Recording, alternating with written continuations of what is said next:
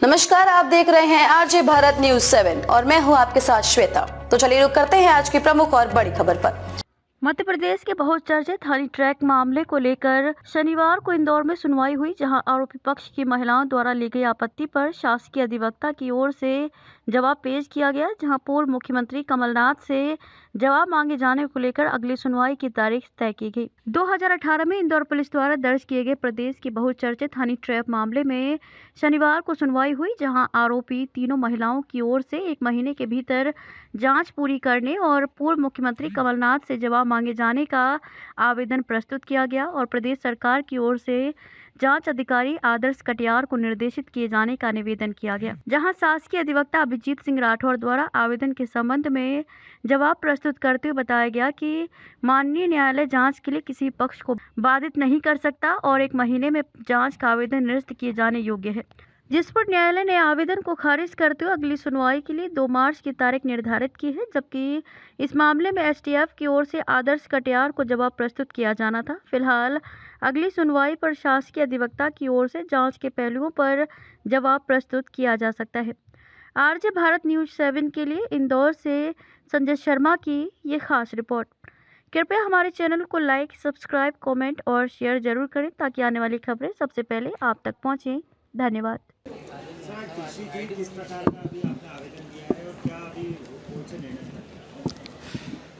आज दिनांक को मध्य प्रदेश के बहुचर्चित मामले, जिसको हम सभी हनी ट्रैप प्रकरण के नाम से जानते हैं, इस मामले में माननीय विशेष न्यायाधीश महोदय श्री मनोज कुमार तिवारी साहब के न्यायालय में आज सुनवाई हुई।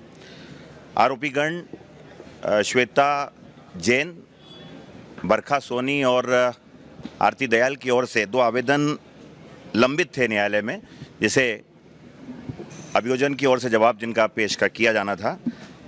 धारा 173 दंड प्रक्रिया संहिता और धारा 91 दंड प्रक्रिया संहिता, इस पर अभियोजन की ओर से धारा 173 दंड प्रक्रिया संहिता, जिसमें आरोपीगण द्वारा यह वांछा की गई थी कि विवेचक को, जो इस मामले के अनुसंधान अधिकारी हैं, उनको निर्देशित किया जावे कि इस मामले को 1 माह में पूरा अन्वेषण समाप्त करें और अंतिम प्रतिवेदन चालान न्यायालय के समक्ष प्रस्तुत करें, जिस पर अभियोजन की ओर से हमारे द्वारा जवाब आज दे दिया गया है।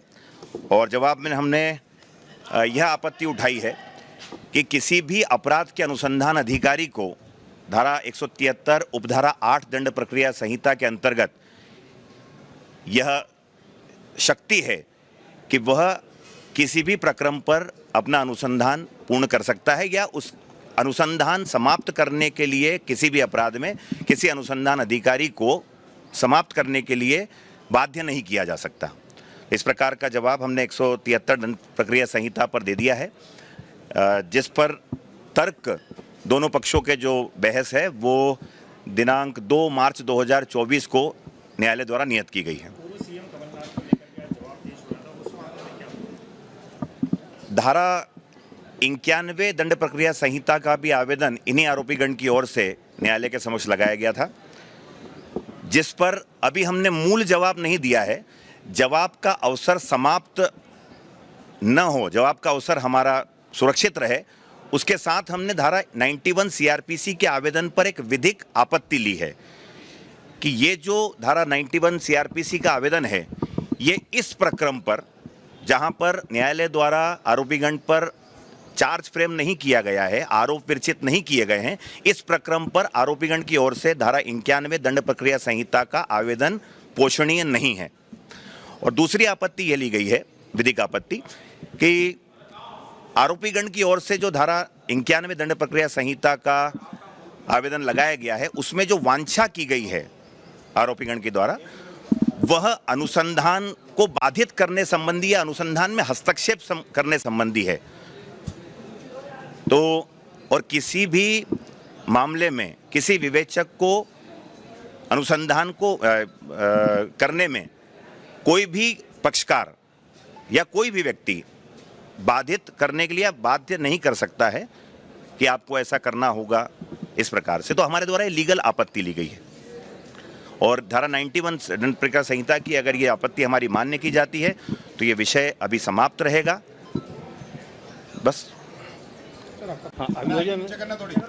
अभियोजन द्वारा 173 का जवाब दिया गया है और जो हमने 91 का कमलनाथ के खिलाफ जो आवेदन पेश किया था उसमें जवाब देने के बजाय उन्होंने एक आपत्ति प्रस्तुत की है, तो हमने उसमें आपत्ति पर ये उठाया था कि जब इन्होंने आपत्ति में जवाब ही दे दिया है कि 91 में आवेदन पोषणीय नहीं है तो इसमें जवाब की कोई आवश्यकता नहीं है। उस पर तर्क हो चुके हैं और 173 पे हमने समय मांगा है तर्क करने के लिए, क्योंकि उसमें विस्तृत तर्क करने की आवश्यकता है।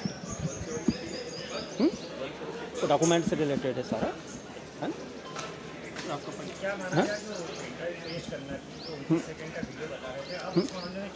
अब ये तो आगे तर्क के दौरान जो भी न्यायालय डिसीजन ले, अभी कुछ नहीं कहा जा सकता है। अभी नहीं, जवाब के लिए समय दिया गया है उसमें, है ना, 2 मार्च। एडवोकेट एम के दीक्षित। खबरों में अब तक के लिए बस इतना ही। फिर होगी आपसे मुलाकात ऐसी किसी बड़ी और खास खबर के साथ। तब तक के लिए नमस्कार और देखते रहिए आरजे भारत न्यूज़ 7।